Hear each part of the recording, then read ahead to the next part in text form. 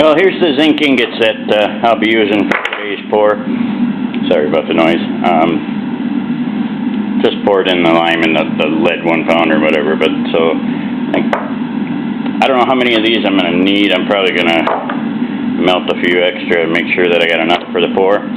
But yeah, this will be my first time trying to cast anything with zinc, so we'll see how that turns out.